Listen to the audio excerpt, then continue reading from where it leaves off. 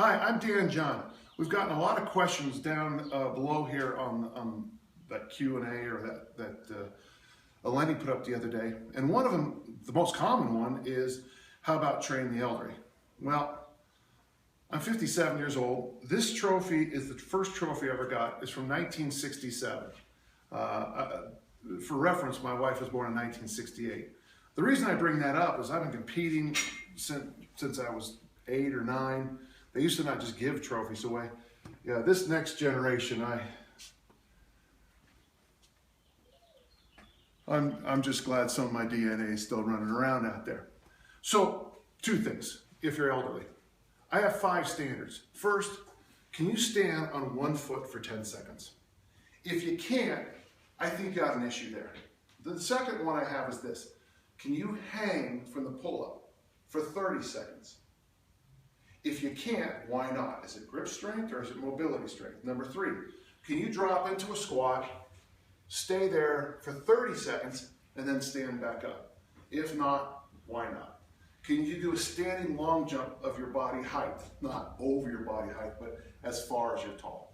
And the 5th standard is, can you take your body weight and carry it? Now, people are always going to ask how far should you carry it. Well, I just think you should be able to carry your body weight.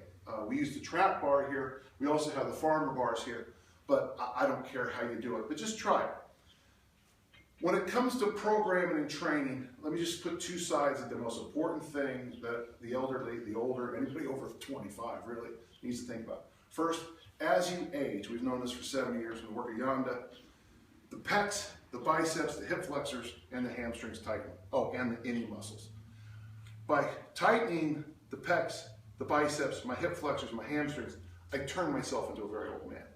So when you do mobility work, always make sure you're stretching here, here, doing a lot of work on the hip flexor, and of course, taking care of your hamstrings. On the strength side, youth is in the glute. So anytime you can work on your butt, that would be the key. And that's any kind of hip thrust, kettlebell swing, deadlift.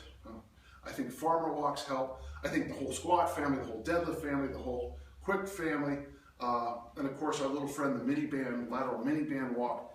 Anything that works the glutes.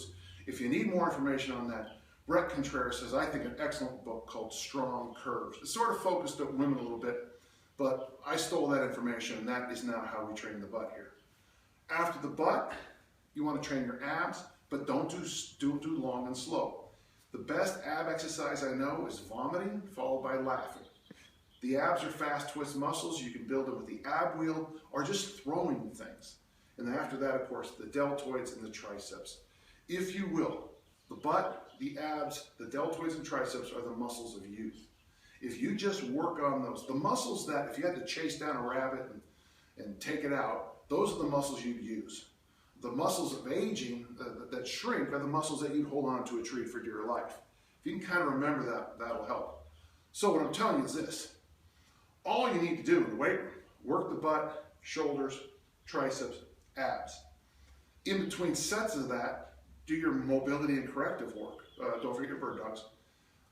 If you have questions on any of the exercises, just scroll down there on that YouTube site where we've got all the information. For the butt, you want to look at the loaded carries, the hinge family, and the squat family. For the upper body, it'd be the push and pull family. Pick 1 or 2 you can do and do them. One final thing I want to add for the elderly, that thing there is called the ground. You should do some work on the ground. We do, at this gym, we do Turkish get-ups, we do some foam rolling, we get up and down, we have a whole drill called the get back up. Time on the ground is worth it. If, at my age, it's better to actually have cancer than it is to hit the ground and break something, statistically. So, that was long-winded, a lot of information there. I gave you 5 standards, I gave you work to do on mobility, work to do on strength. Don't worry about your cardio, because if you're doing everything I told you, that's going to kick in too. I'm Dan John, thank you so much.